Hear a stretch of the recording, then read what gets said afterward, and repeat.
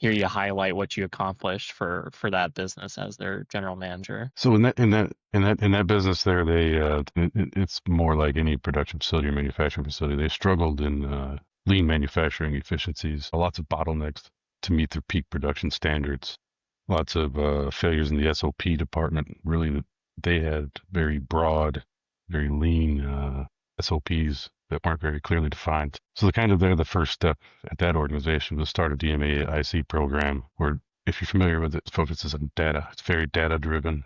It's a Lean Sigma, Six Sigma policy. Basically, we want to analyze cycle times, their downtimes, and turn these into positives instead of negatives, so we could relieve those bottlenecks. There, I believe we discovered it was 60% of the lost time came from unplanned maintenance and losses in efficiencies where employees had no idea what to work on. So we prevented a preventative maintenance plan. We retrained some decent operators, made some changes in personnel. Unfortunately, that's part of the business. We cut downtime, I believe, by about 35% there, improve their overall efficiency by more than 10% within the first 2 quarters, which translates for them into, a couple $1 million in revenue, increased revenue. That's great. And any other kind of areas of the business that you worked on, kind of like maybe quick wins when you arrived, or I'm kind of curious how you imagine like when you walked in versus probably, fast forward Oh later, yeah. what does it look like from So start to when you break it down, they're very lean issue there. All drove down to communication,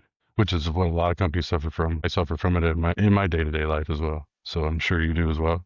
We intend to do the right things. We intend to say the right things, but we let the hustle and bustle get in the way of sometimes of actually executing that intention. So we basically, the low-hanging fruit is what I call it. It was to sit the employees down in a group, buy them lunch, have a discussion. Hey guys, this is where we're at. This is where we're going.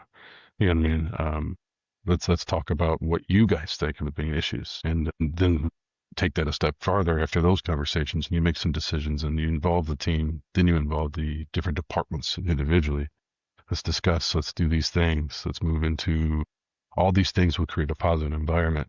A positive environment tends to feed efficiency, tends to feed proficiency, tends to feed income for a business.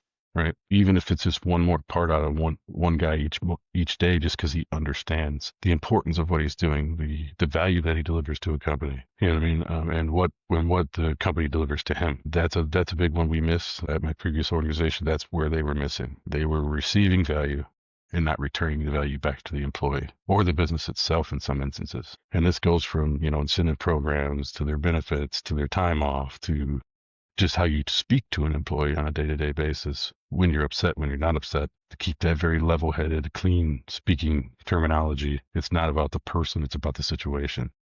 So you got to remove emotion from the situation. And if you set clear standards and guidelines, then hopefully you can get there. So. Yeah. Did you work on kind of sales and the revenue generation side of the business as well? I know you talked a little bit now about efficiency, lean, working with employees, but I'm kind of curious if, you're involved on the sales of a small business. I feel like as a general manager, general in nature, probably wearing a lot of hats.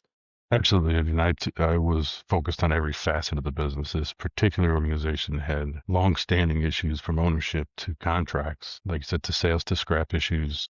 So yes, I mean, it was a very broad spectrum to break into negotiating contracts with outside vendors, negotiating new contracts with outside vendors, or editing current contracts, making alterations so we could bring better material, more efficient material, better cost saving materials. And in this market we're in, supply chain is a huge issue. And one of my strong suits where I got my start was in logistics and supply chain.